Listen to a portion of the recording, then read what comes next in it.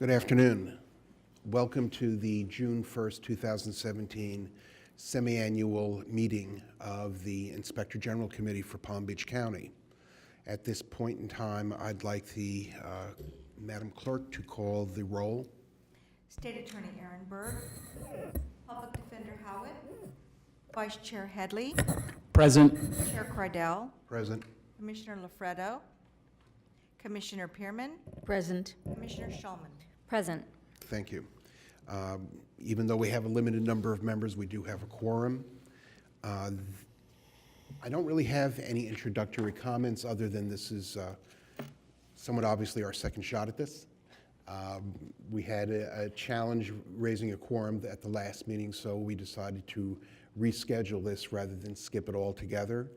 It will be just a touch bit abbreviated compared to the original meeting, but I think that Inspector General Carey will be able to hit all the most important points and those things that the general public really needs to know about the past 6 months and looking forward to.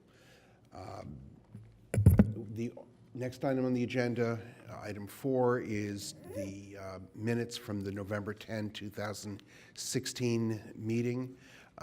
Commissioners, do you have any questions as to the minutes as published in your materials? Hearing none, is there a motion to approve the minutes for November 10, 2016? So move. Moved by Commissioner Headley. Is there a second? Second. Second, Commissioner Shulman. All in favor, say aye. Aye. Aye. Opposed? Hearing none, the minutes for November 10, 2016 are approved. Item 5 on the agenda is the 6-month status report, and somewhat obviously, I will turn the floor over to General Carey. Good afternoon, Commissioners. Again, thank you for having us here to present this, and I look forward to going over some of the activities of the last 6 months and soliciting your comments and talking about a little about where we're going. Again, what we're going to do is first talk about the activities for the last 6 months, talk about our budget, staffing, and personnel, plans and objectives, initiatives, and then we're going to wrap it up with the summary of some of our major accomplishments to date. First of all, our major activities, and according to each division that we'll talk about. Intake and investigation highlights. Now, on the screen, you'll see the current 6 months are listed, and what we did to compare the current 6 months instead of in the past, we did it to the last 6 months. We thought to get a better picture, we've done it now according to our historical average. And again, the averages start from when I came in. They started to balance out, I think, in around 2014. So these are from the 2014 averages where the office started balancing out in calls coming in for consistencies. And even though you see that our calls and hotline numbers are down from the average and the correspondence are down, but percentage-wise, we're pretty consistent on from the correspondence and hotlines what turns into complaints of wrongdoing, 61% as opposed to 69%. And still then this last 6 months we had correspondences. Of those, 4 of them led to investigations that are being conducted, and 3 were referred to our contract oversight division for review. Public records request is really that average you see of 24 is somewhat skewed because about a year ago, if you remember, we had a flood of public records requests that really spiked up over the year for a lot of documents, so that really spiked our average up. But so I looked, if you take that number out, 17 is fairly consistent to what we usually get in a 6-month period. Now, as far as investigations, you see we currently have 11 ongoing investigations, and that's a new point that I put in this time, just to let you know, currently the investigations that we have working in various phases of investigations and investigative reviews that we have going on. So what that translates to for our division, again, that's, Jeff Himmel and Leo Allen back here who lead up the division there, do a great job. But the whole shop, we actually have 5 investigators, including Jeff and Leo. So of the 5 investigators that we have, that's what they have on their plate. And then we have 2 in our hotline and intake office. So that's the activity that we have going on this month. In our one report, I'll talk about that next.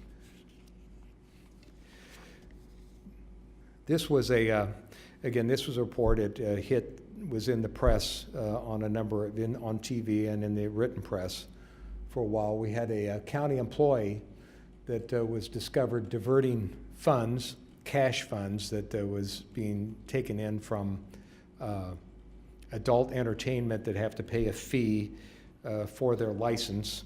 And again, most of that money was cash.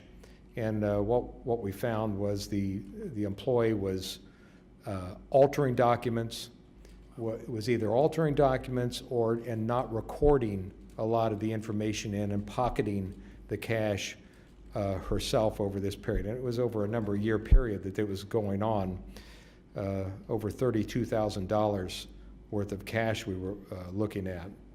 We made 5 recommendations, of which I must say the county, in the process of it, they found this initially that was going on, brought it to our attention to investigate, and we coordinated with the state attorney's office from the start on this.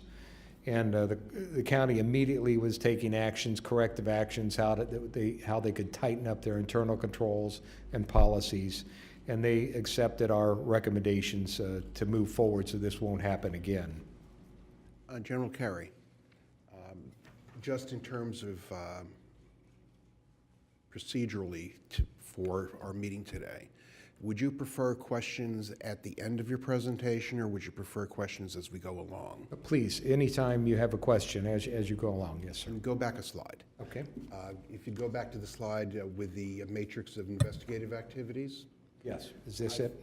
Yes. Yeah, I would think that perhaps the public who might be viewing this now or later, the question that they would probably be most anxious to ask is, in the previous 6 months, you were involved with $3 million.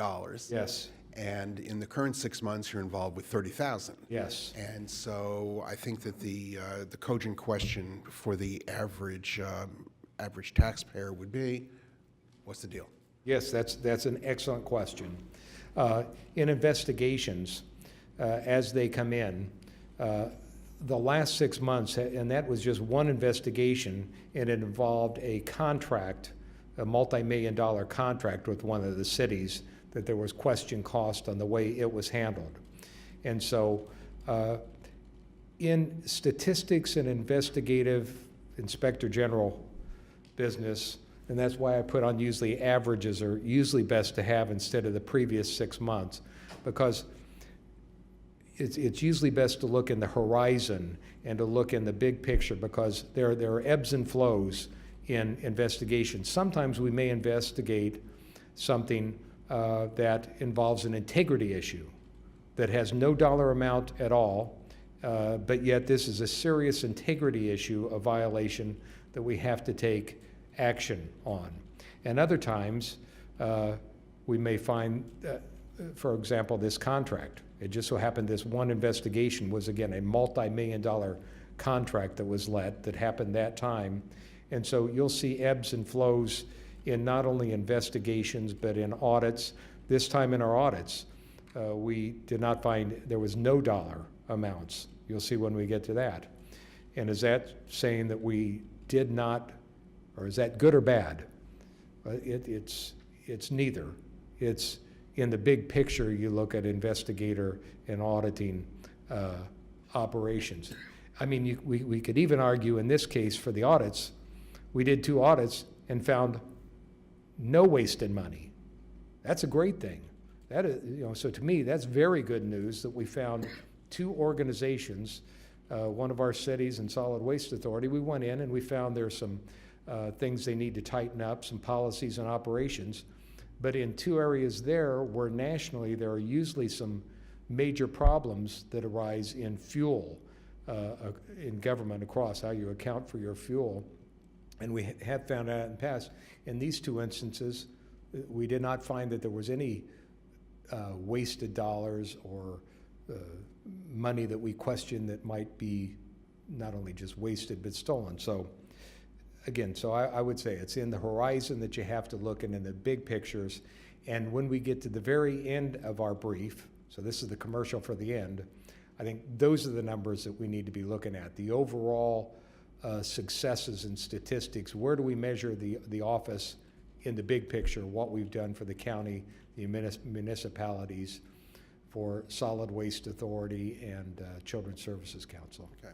I just wanted there to be some context that this is not something you can look at in a vacuum. Yes. And that indeed, you can make a very serious case that the lower the dollar amount is, perhaps that's their best indication of success.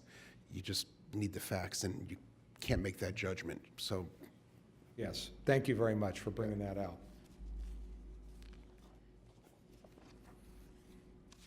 Now again, are there any questions on this? Again, again, this, in the big picture, this $32,000. Well, that's one, it's $32,000 of our taxpayer dollars. But this is an integrity issue where we had an employee for years who was siphoning off money that we found an individual, and it sends a signal to the rest of our workers and the public. We look at the big things, the little things, and stealing money will not be tolerated or will not be overlooked. So this may be a smaller amount, but it's still, in our eyes, this was a very significant investigation and a very successful investigation, in that we worked very closely with the county on this to get to the bottom of it. Contract oversight. Oh, excuse me, let me go back to and just say one thing on this. This was conducted by investigator Hisai Tanaka. Are you here, Hisai? Yes. Great, relatively new. We just hired her in the last year, and one of our many great catches to the office, and did an excellent job, and we got a lot of praises from this. In fact, I wish Dave Ehrenberg was here, because his office was appreciative of the great detailed work that we were able to hand over to them on this case. So you did a great job on this, and thank you. Contract oversight highlights. Again, I'm going to repeat myself from the last time. Our contract oversight is my foresight division and my insight division. They are the folks on the front lines who are out there trying to prevent bad things from happening and sharing best practices and giving advice on the front end of our contract procurement activities. And they prevent so many sometimes bad things from happening, and they promote good things and best practices happening as they're attending our contract oversight meetings. And they do, just a fantastic job. And, I can call them, they're like the patrolmen of police department. They're out roving patrols, doing a great job. Now this is really interesting, this chart that I gave, and I thought to give a little bit of trends. This chart shows the contracts monitored and the meetings that we attended. It's interesting, if you look at 2014 is when I came in. And during this period, right after 2014, as you see, we're going down, we started to do a reevaluation of how we were doing business. We wanted to make sure, are we going to the right meetings? So we started looking at the division about what are we doing, and we wanted to be ourselves the most efficient as we could in going to the right meetings. It also went down some because we also had a loss of some, it was only a 3-person shop at the time, and they had lost one of the personnel. So it's a combination of reevaluating how we're doing business and also a loss of one of the members of that small office. And right there at the point where the two lines intersect in 2015, that's when Dennis Yeski took over the division.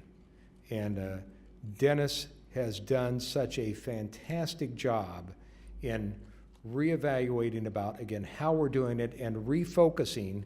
If you notice now, we monitor more contracts, but yet we're going to less meetings because we're looking at the right dollars and the right meetings we need to go to. So we're just not going to meetings for meeting's sakes. We're evaluating the type of meeting, and so we're going to the right ones, and we're able to monitor more contracts in doing that. He's done an outstanding job, and I want to recognize Dennis back here. Dennis is leaving us. He's retiring again after over 40 years of government service. Started his government service in the Army years ago, so he's in the U.S. Army. He's worked for the state government. He's worked for the county government. He retired and then came back and worked for our office for the last number of years, and he has done just such a fantastic job. One not only shown by this chart, but by the people he has hired.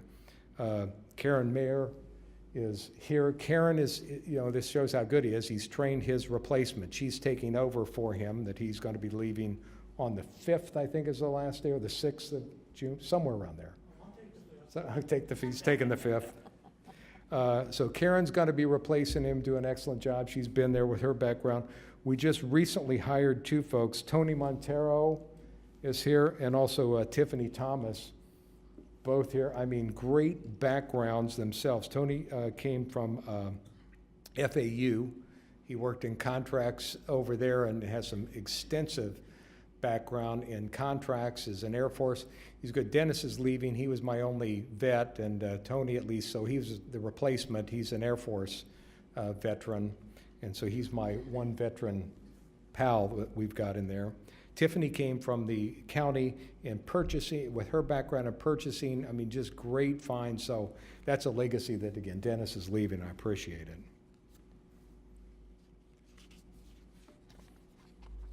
And then here's some of the contract oversight that we looked at, a couple reports issued and recommendations made. Again, you see, money goes up and down. This time they found more question and potential cost than last time, but again, it goes up and down. One of the projects they looked at was Lake Worth, and they followed up on their contract monitoring. And again, we found that they needed to tighten up some things on their documentations of policies, procedures, on how they maintain their files, they maintain their contracts. No citywide contract risk assessment tool was being used. And again, the recommendations we made, they accepted all of our recommendations on their policies and to tighten up the way they were doing business there. Now, this was a very good project that they did over the last 6 months. This was a survey, the municipal insurance survey. We had some questions that came in the office from one of the municipalities about what they should be doing and covering in their insurance regarding the types of insurance that they provide their employees. And there's some laws surrounding this, the way you have to do it. And we started calling around, and we found out there was a wide variety of ways that the municipalities was doing business, so we did a survey.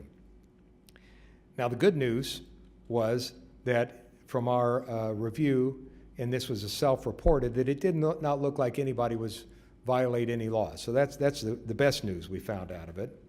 But we did find, again, it was in the municipalities very widely in the types of insurance they offer their employees, and some of them, what they offer, and again, the types. And we put this all together with some recommendations, and we put in a catalog for all the municipalities. Here are the different cities, and here's what they cover. And we received a lot of good feedback from the cities that this was a good tool for them to benchmark with their counterparts to see for themselves, what are we providing, and let's look at other like cities. And if it looks like they've got a better program than we do, that they could benchmark and maybe provide better coverage for their folks, the way some other cities were doing. So this was really well received. Now, another thing that contract oversight is doing is we're involved in the infrastructure tax, or better known as the 1 penny sales tax. It's known by a number of things. And again, Tony Montero is our lead for this. And just a little review, this is, again, this is the 1% sales tax that recently went into effect. Money's already coming in. The schools have a $1.3 billion that we don't have oversight for, but we do have oversight for the cities and the county, over $1 billion worth of funds that are going to be coming in over the next several years for various projects. And so what we're specifically doing in the IG on this, one, we're gathering all the information as a one-stop place of trying to gather just who's doing what in this arena. We're attending a number of all the cities, and the League of Cities has an oversight committee. The county's getting ready a committee. So we're going to attend some of those citizen oversight committees and try to coordinate our efforts with them, let us know that we're there. We're, again, compiling a list of all the ordinance, the resolutions. We're reviewing the revenue distributions. And we've conducted training specifically, you'll see later, on construction, auditing construction type of work in our office. And we're going to be putting out a periodic report for the public to help them understand what is this sales tax, what's going on, and what are we specifically as your IG, what are we doing in this arena. So it's going to be a public service report that we'll put out periodically. Audit highlights. As you know, you've met Bob Bliss as our head, and we also, I think one of my great finds and hires during this past 6 months, we hired Megan Gaylord, and we've got her over here from Collier County. She has about every certification that you can get. She's a certified internal auditor, a certified fraud examiner. I can't even say some of these, what they are. A CGAP, certified government auditing professional. So she's a CRMA, certified risk management assurance, got her certification in that, certified government financial manager, you name it. So we're really happy to have her. And in here with us today also is Donna Wisniewski, is our anchor senior auditor that we've got here. Bonnie Welsh is here too, who was recently promoted to Auditor 2, and great folks that we have here in work. Again, I mentioned on this one, activities for for this last 6 months, we had $0 in auditing. And again, that may be a good thing. And in these particular 2 audits, it is a good thing. So the first audit they did, we talked about Solid Waste Authority on their fuel and maintenance. And the good news was, in auditing terms, when you say we found some internal control that needed improvement, in auditor language, that's like an A, because we're usually always going to find something that needs improvements here. So instead of usually a whole lot, and this is messed up, and we found money problems, certainly we found some areas here that they need to tighten up, and Solid Waste Authority concurred with all of our recommendations and started putting those in place. So that's a good news story, again, that Donna led that audit and did a great job. We also did an audit of one of the municipalities, Tequesta, and found that they had some minor problems. And so overall, this is from just the few that we conducted, a good news report, because nationally, this often in the area of IG work and in auditing is a problem, and that's one of the reasons we identified this in our risk assessment, is often fuel and vehicle maintenance. That's like an old fishing hole that you go to where you can pretty much always find some fish, and so good news, it's a good news here that we didn't catch any fish in this area and that we can only report good news. Training and outreach. You can see we really upped the government context during this time. And I want to particularly point out the county has been just very good with the office, and I personally brief all county new employees. Every week when they have a new employee orientation, I go in and give them a few minutes of who and what we are. The county has me attend all of their and brief all of their new supervisor training. So, and they have me at other meetings, and again, we do our standard 6-month lessons learned with county leaders and city leaders. Just recently, Delray Beach had me out to brief their whole staff, their senior staff, and answer any questions. Lake Worth invited me out recently during Ethics Awareness Month when they did their ethics proclamation at their city council meeting. So we've been welcomed out a lot of places. And I want to say,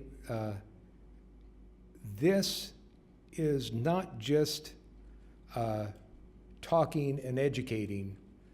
This is one of the best prevention foresight things that IGs can do, is getting out, being visible to the public, to our employees is one of the best things we can do. And I want to highlight the value. We talk about return on investment. A lot of it, it's hard to tell, but here's one, I guess, a tidbit that shows the value.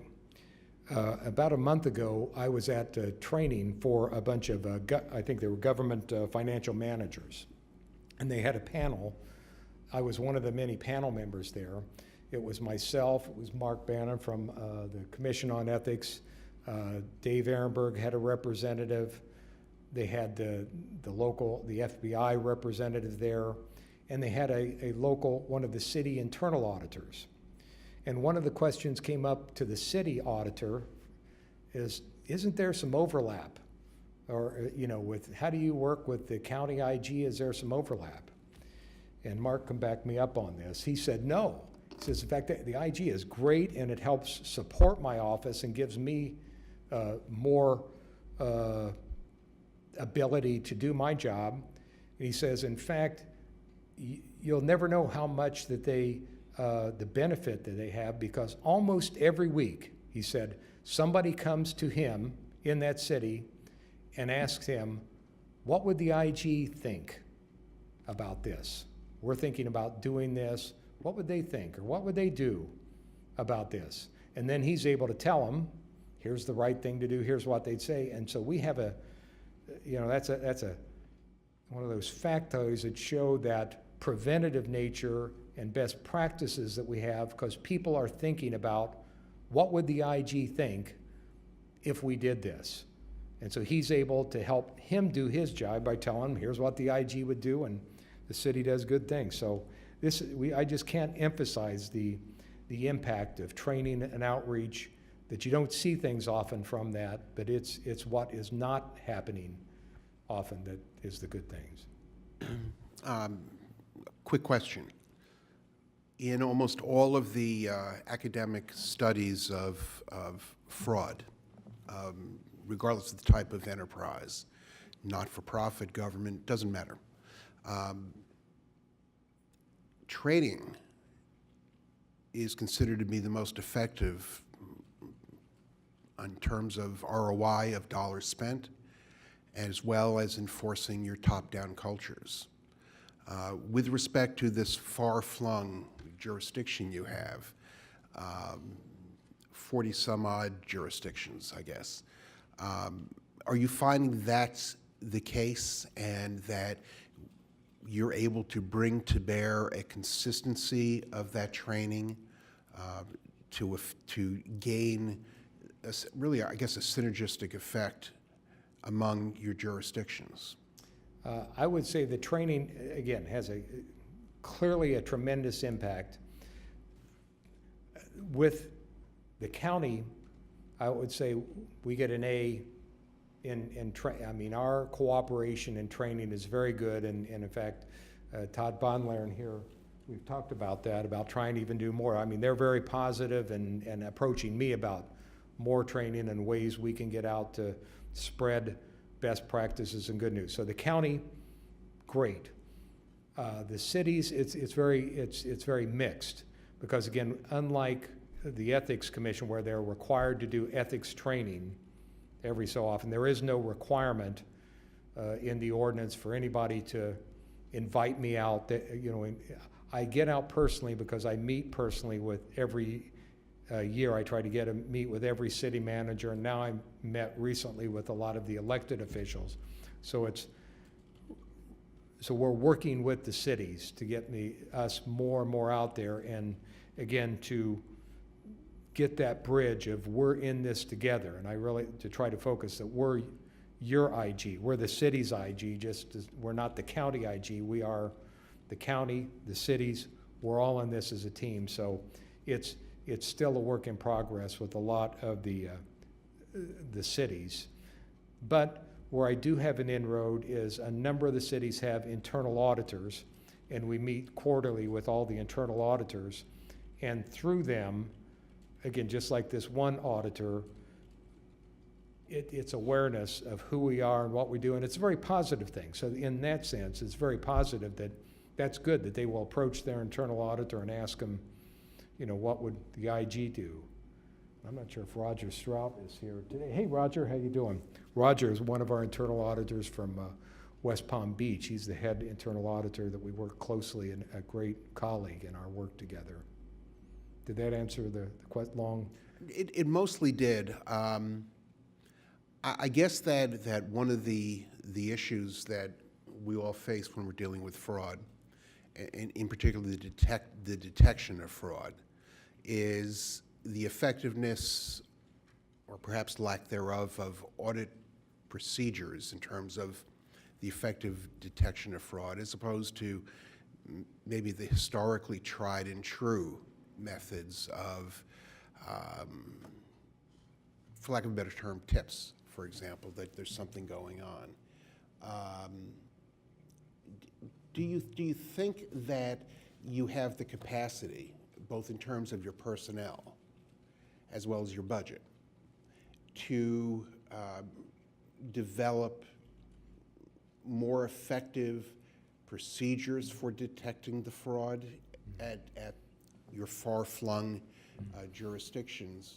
Well, regarding resources, a definitive no. We're at 57% staffing. As you know, when the office was created, it was 20 folks just to do the county alone. And when the 72% of the population and every single municipality said they wanted the IG for the cities too, it was approved to double the office up to 40. They did an analysis study of that, and to this date, we're still at 20. We're just over half full, trying to take on that. So I mean, we are just in many ways, we have to do a lot of triage of things going in. The training aspect is mainly I've taken on that as my personal role, because I'm trying to have my operators, my auditors and investigators do audits, and I don't want to take them away from, we have audits and investigations stacked up waiting to conduct. So I am the trainer mainly, so in addition to, I've got some other duties as the IG there. We do need, if we really want to get a good handle ahead of and preventing more fraud and finding more, there's a lot of methods that we need to do. And yes, we hire some folks to help institute some of those things. That's in the future. That's where we're going. But in the meantime, we're doing, I think, great with what we have. But again, we've got a long way to go. So then money is the limiter. Yes. Thank you. Just in our staff, we had this time, we sent some folks to the Jacksonville, Florida, right here. Fortunately, the Association of Inspector Generals once a year has training in Jacksonville, so we take an opportunity of that proximity. And this year we had 3 of our investigators certified as IG investigators, and that was Chris Dykman, Isai Tanaka, and Gene Areola. Can you all, where are you at? There they are, right, all there together. 3 new certified inspector investigators. And we had Bonnie, who I mentioned before. Bonnie Welsh was certified as a certified inspector general auditor. Now that's in addition to a whole list of other certifications that they have, but that is one specifically in our area. We also, in this training, you can see we've focused this time, and we're looking a lot more into construction auditing. And that's just not auditing, it also applies to our contract oversight, our investigation. So we're putting a lot more focus with this 1 penny sales tax and the massive amount of construction that is going to be going on in the next few years, so we can be able to focus and have the professional expertise to focus in those areas. Now again, just to brag a little here, this shows, talking about certification, these are the certifications that are just our small office of IG folks. These are the certifications that they hold to do their business. And again, a highly skilled staff. We're going to talk later how we've had some real challenges in hiring, particularly auditors, to try to hire and maintain auditors. But our one rule is we use the Jack Welch rule, the old CEO of GE, hire hard, manage easy. I said, I don't care, we're going to wait and get the right people there, and we're just not going to fill spaces. So we've got openings because we're going to hire the people that when we get them, that it's going to be easy management, that we can put them to work and keep them in the long run. So we really work at this, and we're really proud of the certifications that we do have here. Okay, now this is really, I wish Evangeline Rentz was here. She's back minding, somebody had to mind the store. You've met Angie before, our intake, head of intake. Angie came to me at the end of last year and said, hey, John, I'd like to, we really need to have an offsite on team building and getting together. And I said, great. And she not only said that, she volunteered to herself. She developed this program as just over a half-a-day training, presented it, led it all herself, and did a fantastic job. And again, this represents my philosophy of that 360 leadership. She was a person in the office that saw a need and came and represented herself as a leader and did her job, and did a job well above and beyond to help us all. So this was one of the exercises that we did, some pictures there, and the question is, what do spaghetti sticks, string tape, and marshmallows teach? Well, just a few of the things that they taught us that day was critical thinking skills, because it was how to build the tallest tower out of marshmallows and tape and spaghetti. Critical thinking skills, collaboration skills, trust of one another, respect for one another, and teamwork, just a few of those. And Angie organized and led this thing. And I have to say, I've been in government for over 41 years and a number of different things. This was the best training offsite I've ever participated in. And I've been to my share of those, and it was done by our own Angie. She did just a great job. Now for our budget, staffing, personnel. You've seen this as a modified. I finally stopped, if you noticed, on the $1.75 for the cup of coffee, $1.74. I put the about number. That's, about, because it changes every 6 months. It goes up or down a few pennies every 6 months. I says, okay, I quit doing this. It's about, and it averages anywhere from $1.69 to $1.74 of how much our office costs the average taxpayer. Again, certainly less than most of the cup of coffees you can get. And we've requested of the county in February, I submitted and went to an initial, I think it was called wasn't a workshop, some type of an offsite by the county commissioners where they first gave some initial guidance to the county administration. And I went back to the drawing board when the case ended, and the the issue of funding the office. It went originally, the court said that the city should pay. The appeals court said no, that the cities do not have to pay for the funding of the IG. The county did not appeal that. So now that it's over, I've went to the county and said, okay, now that the suit is over, it's no more, we've been waiting for years. It's time to, let's move forward and fund the Inspector General's office fully. And I said, but I realize this is a shock, and I realize we're not gonna get to, it's 40 people, which is an additional 17 people aren't just gonna show up on my doorstep tomorrow. So I did a reevaluation of my predecessor's work, of needs analysis of the county and the cities. And I still believe that 40 was a good marker of what it was going to take. But I looked at it realistically and I said, okay, in today's world, I want to be fiscally responsible.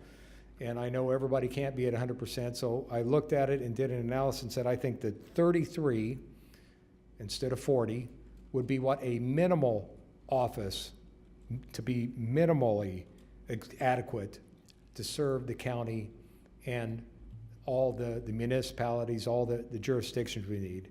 And even at that, Define minimally for me, please. minimally is to do it, again, right now, we have so many, again, these type of cases and audits and auditable units of places that we've never been stacked up. 33, I believe, would be enough to at least keep up. You know, and again, we could not do I guess if you're talking about services, we could not, the Cadillac services, 40 people would be the optimum. We would be able to provide optimum service, have that full benefit of education, of audits on a routine basis, because most audit work, you know, is done and then it goes back in a number of years, a lot of times, maybe just 4 years, and does a follow-up to see how we're doing. Oh, we don't have that luxury. There is just so many auditable units that we have to do that we don't have that. I can't even envision right now going back and doing a follow-up audit on any of the places we've done, because there are just so many organizations and units we haven't done to get caught up. 33 would, I think, get us up at least to the place that we could audit all the places we need to do, for example, just in that, and then start thinking about, okay, let's look back in the recommendations we made to see if, are we really saving money? Have they been implemented fully? And so that's, I think, the best I could describe what is a minimally acceptable organization. Okay, my next question is probably unfair, and maybe you'll be able to give me a more full answer 6 months from now. If we're at theoretically 23 now, even though you're at 20, and then you're saying, well, 33 gives me my minimally viable product, for lack of a better term, and 40 is, I'll be a very happy guy. Mm-hmm. Have you defined what your department, what your group would be doing at that interim level at 33, and then what it would look like at 40, to any degree of reasonable certainty, for lack of a better term? Because it would seem to me that becomes a job that you have to sell, the concept, and being able to provide those the buyers with that picture of what will you look like at 33. How does that differentiate itself from 23, and Yes. then what would it be at 40? Yes, I detailed this out year by year, and that's another thing. I didn't ask the county for, give me all of this right now. I said, let's do this in a 3-year period, starting in next year, fiscal year 18, 4 positions in 18, 3 in 19, and 3 in 20. And I detailed this out in my February 9th paper that I provided the county, and I put this out, also distributed this publicly, that describes out each year, where are those positions, where are they going to be? For example, next year for my 4 positions, 2 of them would be in audit, of which we really is the the biggest area we need to hit. One would be an investigator and one would be contract oversight. None of these, the positions I cut out in this, from the 40 down to the 33, was more overhead. It had an additional attorney, it had an operations like deputy officer, it had an additional administrator. We cut out all, sorry, we're just gonna have to find a way to do that. So every position is an operator position, not only next year, but through the future, to make sure that every position we get now, because we've already invested in the overhead. We have an IG, you know, we have the heads of each department, we have an administrator, we have a super IT guy here, Jeff, you know, so we have the overhead. So now, okay, no more overhead, it's all about operators, and I've got it spelled out in this plan each year how we're gonna go there. Now it may, as we move on into the years, it may adjust. But for fiscal year 18, my ask to the county is, okay, 4 bodies. 4 bodies out of, I think 6,000 employees at the county, out of a $4+ billion budget, 4 bodies is what, you know, let's start with four people to help us do our job, which would put us up to 67%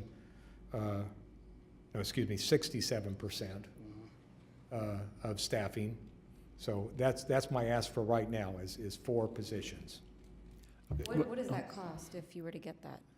It would take our budget up from 3 million to 3.5 million. So $500,000. $500,000 Yes. is the increase. Yes, approximately, yeah. And as of now, the cities are not contributing. No. How many municipalities in Palm Beach County? 39.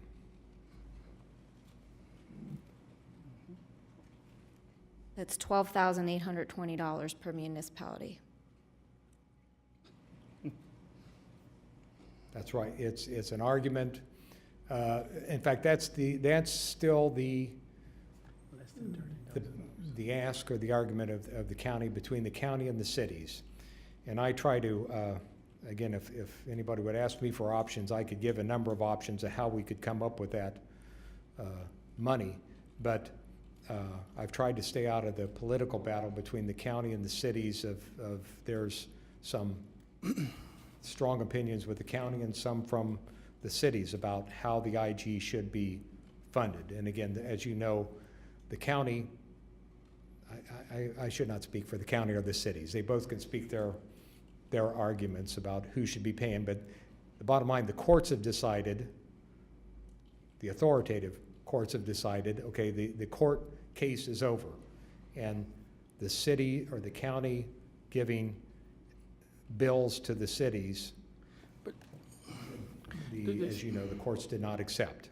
So they can't be forced, but they can contribute. Exactly. They could contribute Exactly. $13,000 Yes. each. Exactly. And you will have a few extra positions. If they contributed $20,000, you might have a little more. And in fact, the cost to the municipalities is not a real cost because you have to take into account the cost savings that they're getting. For example, the city of Lake Worth, you've identified over $500,000 in potential cost savings, which is a return of, my calculator's here, I'm not going to use it, but over $400,000.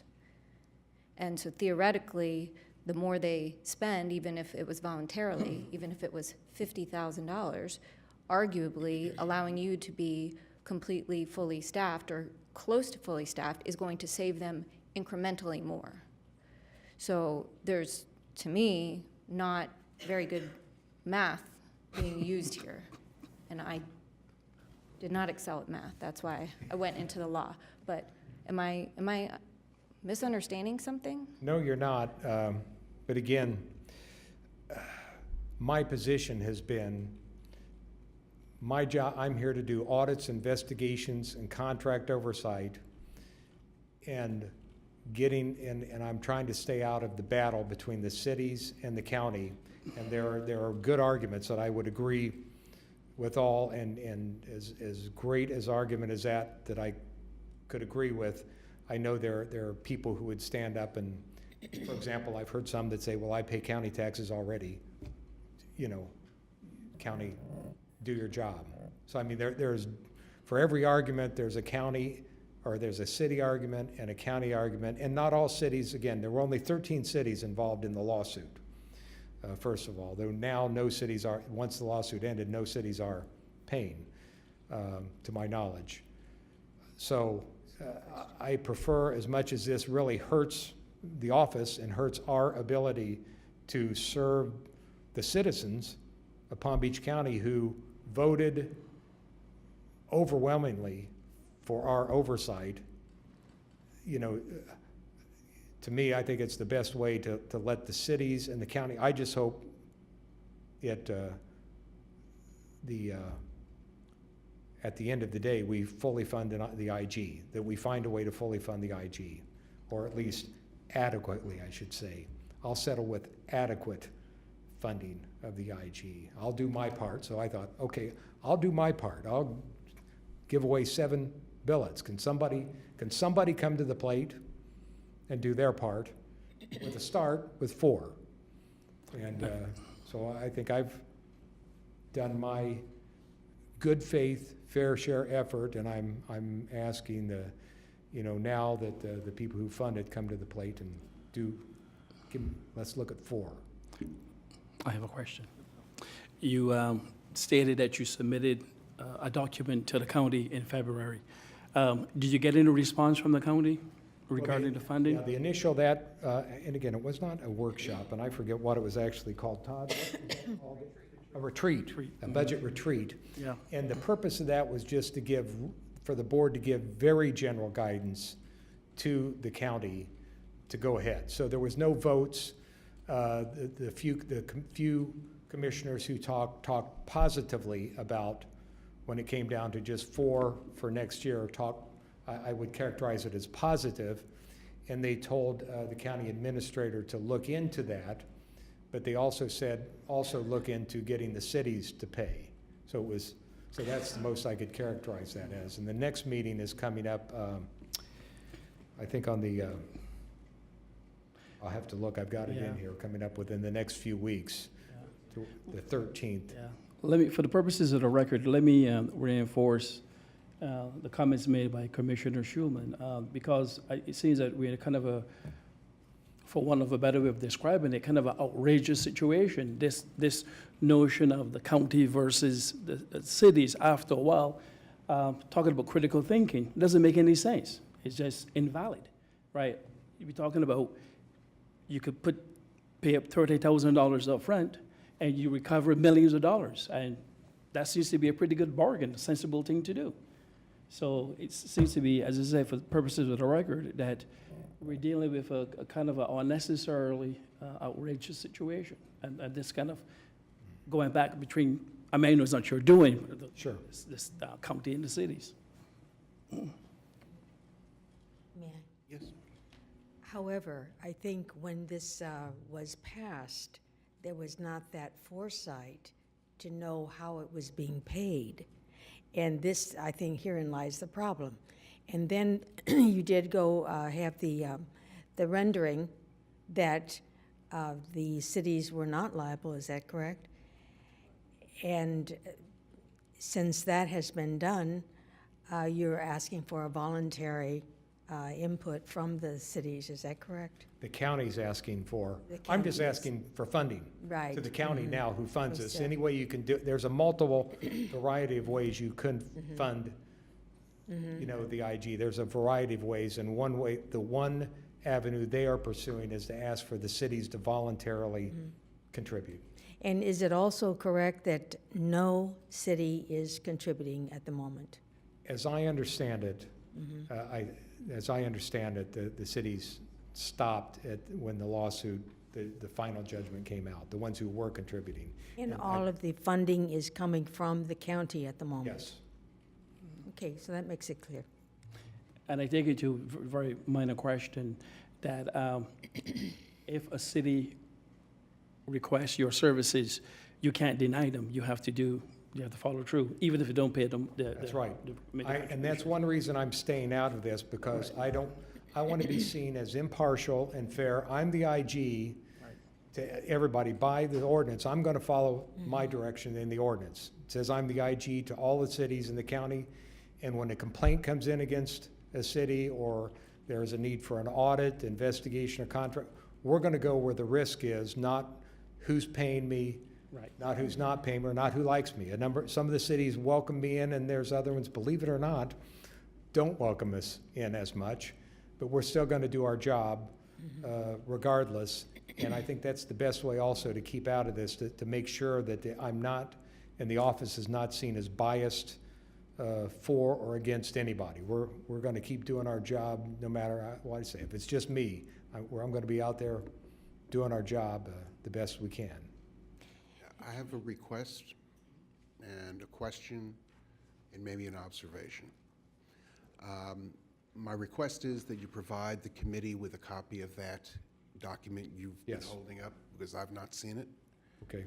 The second, the question, sort of actually the observation that I have is by seeking, for lack of a better term, voluntary self-assessment to fund the increase. Managing those expectations becomes part of your job too, because it's not a linear, give me this much money and I'll get you this much savings. It doesn't work that way. There may be some years where it's this and some years where it's very down. And so I think managing the city's expectations so that maybe you get something one year, you don't get it the next, I think this becomes somewhat difficult. And maybe my 50,000-foot concern is the following. When we look at the disruption at the federal level and how the budget process is not working there, and those agencies that are in jeopardy, and those services that are in jeopardy, one of my concerns is, as it trickles down to local government, that level of disruption and those focuses of disruption could ultimately impact your department, because the thinking is kind of the same. Yes, it's at the federal government, the dynamics are very different with IGs, because very interesting, because you're not only funded by your agency, but the money comes from Congress. So you have two different folks. And as a federal IG, I reported not only to my agency head, but to Congress. And I can tell a story of one year when money was getting tight, and my agency head came to me and he said, you know, John, we're cutting your budget by so many millions of dollars. I said, okay, well, you know, that's his prerogative, but you know, I also have to report this I did a report to Congress, and they need to know this. He said, yeah, it's my agency, I'll do what I want to. Okay. Well, Congress came back to him and said, that's right, it's your agency, but we're the ones who fund you. If you cut the IG, we're going to withhold so many millions of dollars, much more than what he was going to cut. So you can do that, it's your agency, but we're going to withhold so many more millions of dollars from your agency until you decide to. So what do you want to do? So he came back and said, hey, John, I don't think I'm going to cut your office.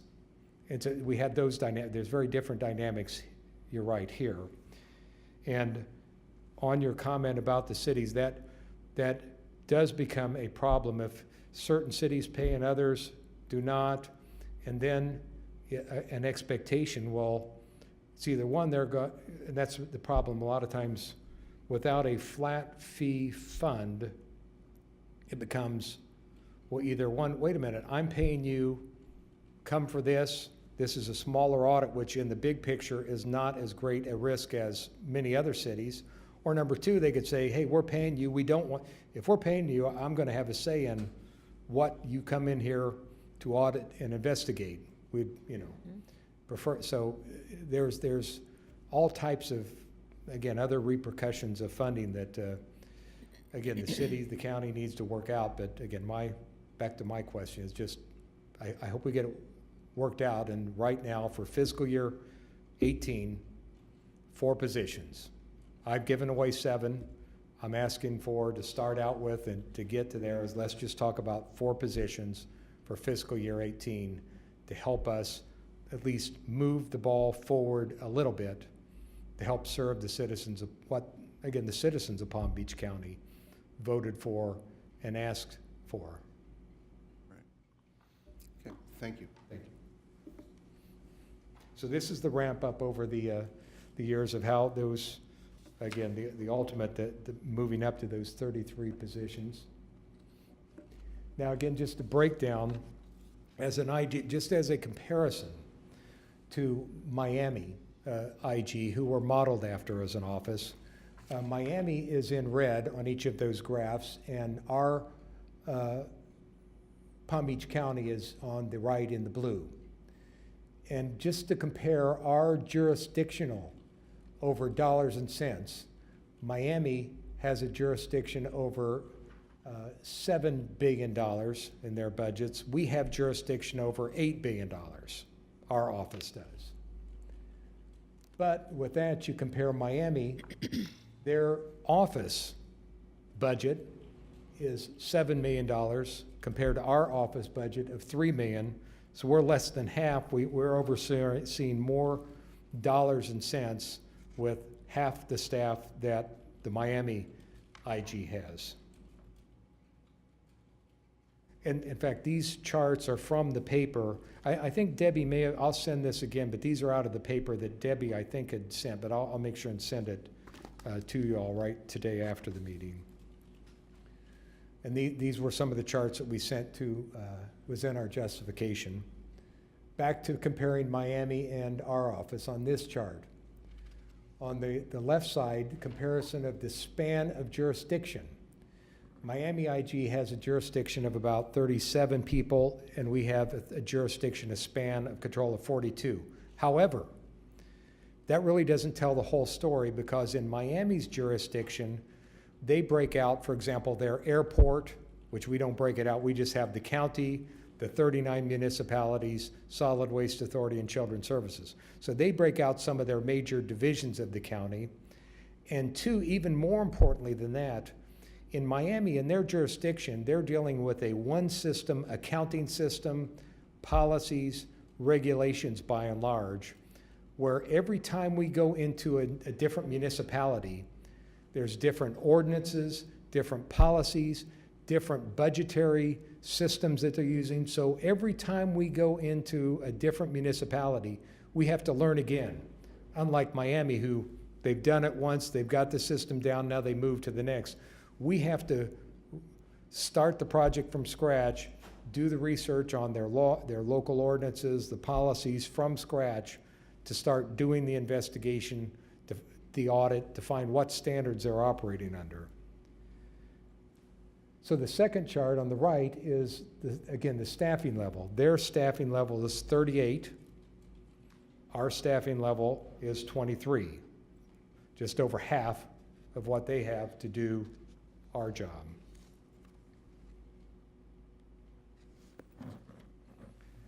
Okay, summary of our work. And again, these charts were out of the justification paper that I submitted to the county. Just to show where have we been doing our work since we've been in existence. First, the top chart shows investigation reports. You can see we did, most of our reports have been with the county.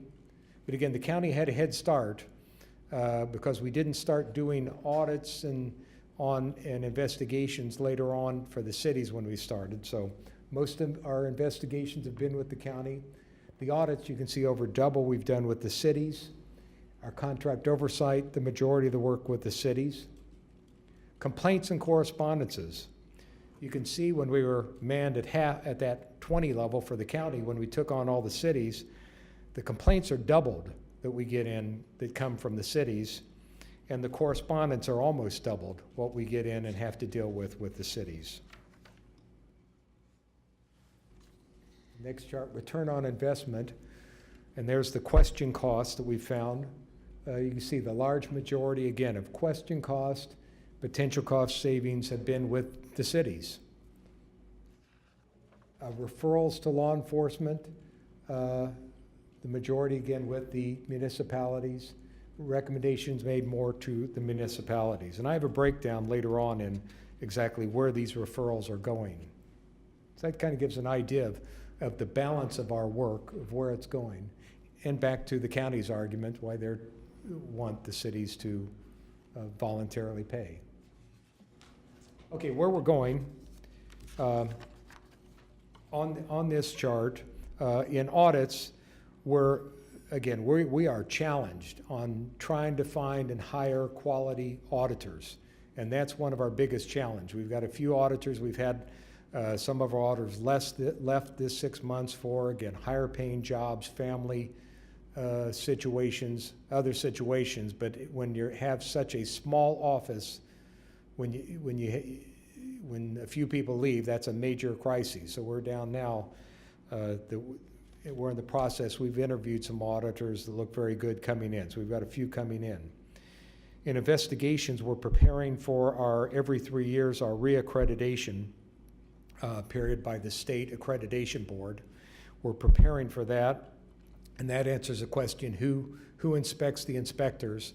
We have outside folks that come in to make sure that our investigations are fact-based, objective, and quality investigations. Cynthia Sorrell, are you here, Cynthia? Yes. I think this is the first time you've been here. Cynthia's usually back minding our hotline. So Cynthia not only mans our hotline number most of the time, but she's also our accreditation manager. So she's the one that's helping us get all of our everything in line to make sure that we maintain the proper standards so that we pass our accreditation every 3 years. Contract oversight, the challenge for it again is our transition in leadership over the next few months. Outreach beyond Palm Beach County. Again, old news about me that I'm on the National Board of Association, but one new thing there at the bottom, the Florida chapter, I was just voted in a few months ago on the Florida, on the board of the Florida Association of Inspector General. So I'm new to that board. Megan Gaylord, she's been here since February. She started in February. Where's Megan? Right here. Our audit manager, the second in charge of audit, she just shows up and she's already, I put incoming, I think you're already the vice president. Now, did it already take effect? Officially, today's the first day. Oh, the first day is today. She is officially the vice president of our Palm Beach County chapter of the Association of Government Accountants. So she's already jumped in and a leader in the county. Of course, Calinthia is back here. Of course, she is involved in everything, involved heavily in a lot of the law-related education committee, the membership ethics committee. Just yesterday, she was the moderator for a number of the local chapter of the bar. She was a moderator where I think the national chapter president came in to speak. Is that correct, Calinthia? The incoming ABA president was a speaker at the event. So Calinthia is involved in everything. And down there at the bottom, this president I've got of the Links organization, she is now the president of our West Palm Beach chapter of Links. And Links was founded in 1946, what's called now Links Incorporated. It's an international women's service organization that is among the most prestigious association of black women in the world. Links describes itself as a group of friends committed to civic, educational, and cultural activities with the singular purpose of serving community needs for improvement of life and the pursuit of excellence. And yeah, Calinthia is involved in everything, and again, she's not only involved in everything, but she's a great counsel on top of that. So I really appreciate not only having her, but her counsel. Okay, let's wrap this up here. Now this is the big picture that we talked about. Here's what I think that in looking at, okay, what's the value of an IG in the big picture? We've been here 8 years. So just in an 8-year period to date, we found over $24.7 million in question cost in ways to better account for our taxpayer dollars. We found $21.9 million in potential cost savings, and either money that can be recouped, or most of that's in our recommendations. If they take our recommendations for the future years, that there could be cost savings in implementing. 119 referrals to either law enforcement, county, or state commission on ethics. I think it said 117, it's 119, and 606 recommendations with a 93% acceptance rate. And I thought you'd be interested to see the breakdown of the cases that we've referred. Of those cases, there were 17, I think I list this later on, 17 arrests directly from cases that we referred or our office that worked on. But here's the breakdown of all the referrals that we get in the office. And as you can see, the majority of them go to, we keep you busy, they're working, and Mark over there, to the Commission on Ethics. So there's a number of referrals that automatically we can see on its stage to evaluation, this deals with the Commission on Ethics and not us, and we refer it. And then sometimes we refer cases that we've worked on, like the last one that you had the hearing on, which was an investigation that we did, but yet has a follow-on Commission on Ethics. So Commission on Ethics gets a lot of business from our shop. The SAO State Attorney's Office Public Corruption Unit is the second most referred unit of cases that are potential criminal aspect to look for criminal prosecution. Municipal law enforcement, LEO is law enforcement offices. Cases we refer to Palm Beach Sheriff's Office. And then some of those others are miscellaneous, like we refer them to state and federal inspector generals. Like we've made referrals to a couple to the HUD IG. We've made referrals to the United States Postal Inspector General, to the VA, to Child Protective Service. We've made referral to Miami-Dade PD. So we're an office that the citizens can call. The bottom line, we get them linked up to the right place that they should be investigated.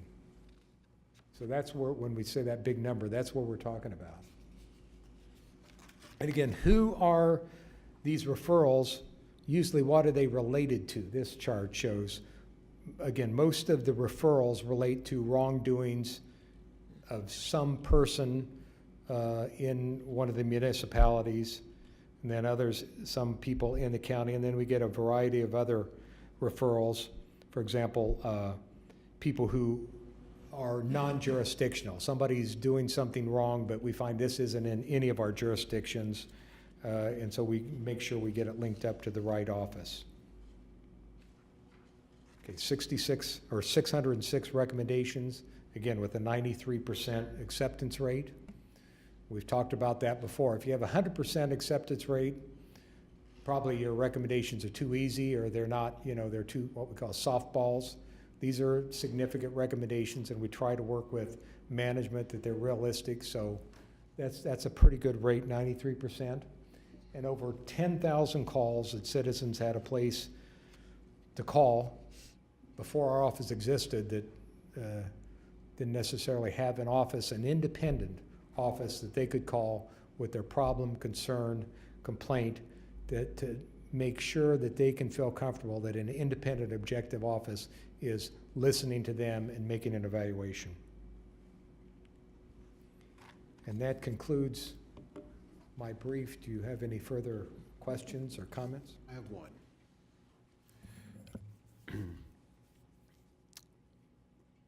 It's always difficult to put on these presentations because you don't know how far to go or how far not to go, and it's a delicate balancing act with an agenda. And you've had questions from all of us, so my one remaining question is, what's the one question you wish we had asked that we didn't? Oh, boy, that's a good one. See, that's one I wish you hadn't asked. Put me on the spot. Can't No, help that's it. good. I appreciate that. I think I appreciate all the questions you've asked. I cannot, off the top of my head, think of one that I truly appreciate, because you not only represent the IG, but you represent, there's so many questions when I go out and speak to the public, questions that you have that are questions the public have. So I really appreciate the questions and the comments, because these are the questions that often I'm asked. And as you know, this meeting is not just for the committee, but this is for the public. It's on Channel 20, it will be replayed, and it's usually parts of it is in the news. So I do not have, I've had answers to just about everything you've had so far, so you've stumped me. Well, then, agenda item 3, whatever it is, after we approve the minutes for this meeting, I'd like you to tell me at our next meeting in 6 months what that question is, All right, okay? will do. Thank you so much. Commissioner Schulman. So, to wrap up, you said something earlier about citizens' complaints or the city's issue that you hear most frequently with paying for the IG's office or contributing is that, well, we already pay county taxes. And it occurred to me that yes, that's true, but the same citizens who are concerned about paying too many taxes, first of all, their taxes arguably wouldn't go up because of this, because of the cost savings. But also, those are probably the same citizens who are concerned about waste and fraud in their local governments. And unless the IG is staffed sufficiently to be able to keep up with all the audits that need to be done and all the investigations, then there could be a whole lot of fraud and waste going on out there that we don't know about in our own municipalities. So I think we just have to flip the equation a little bit and again look at this more in a long-sighted manner, not short-sighted. And I know you're not a lobbyist for the payment by the cities, and you are to remain independent, but just hearing all that today made me think, there's a lot more work that could be done if you're sufficiently funded. So for those who are concerned about fraud and waste in government, I think they should be asking their local governments, why not contribute? If we can save more money in the long run, and it might not be in that immediate 6-month period, but as you pointed out, $22 million in potential cost savings, $25 million in question costs, seems to be a pretty good return on investment, and especially with the penny surtax that you now have responsibility for overseeing. People are very concerned about where that money's going, but you're not going to be able to do your job in overseeing the allocation of that money and everything else that you need to do to make sure our governments are being held accountable unless you're fully funded. So just for those who are concerned, I would suggest that those people should go to their municipalities and ask for some support. And thank you, as always, for everything your office does. Thank you. Anyone else? Well, and I support all the comments made by Commissioner Schulman, and I commend you and your staff on the excellent work that you have been doing, and I urge you to continue. Thank you. Thank you. Do you have? I might as well say something also. I also appreciate what you're doing. However, as far as the cities are concerned, having served on the city government, I can understand their reluctance to do this until the cities and the county can come together and figure this out. I also applaud you for not trying to get into that fray with the monies that are involved, but you are going ahead with all of the wonderful people that you have working now and doing what you can at the moment. And so we just have to keep trying to see if we can figure out this. Maybe the county needs to up the taxes, or that could be a possibility. But however it is done, you're doing a marvelous job with what you're doing now. Thank you. Thank you so much. I guess my last closing comment is having a deep understanding of what it is that you do, because of what it is that I do.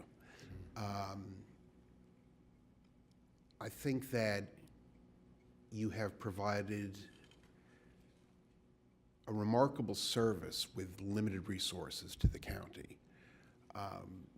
What concerns me is that so much of what you do takes the form of recommendations, and whether or not those savings are realized are so dependent on those municipalities, the same ones who seem to balk at paying for it. I think it's the greatest challenge is finding a way to bring these competing agendas together, because that's the only way you're going to be able to secure the funding to then expand to 33 and then hopefully at some point to 40. I think you need some evangelism, which you've already demonstrated since you've taken the office, which I sense from your staff. I've always sensed it from your staff, both those who have been here and those who are here. And I think that the focus very much needs to be to convert that evangelism to decision-making. And to me, that's the mission right now, at least sitting here and knowing what I know about how it works in that world. You guys have done a fantastic job. I personally support what your needs are, because I know they're real. I see the results you're getting from a very cynical point of view. And I think it's just remarkable. You really have brought great additional honor to your profession and to the county. And I thank you very much. Thank you so much. Thank you. Is there any new business? Hearing none, seeing none. We are adjourned.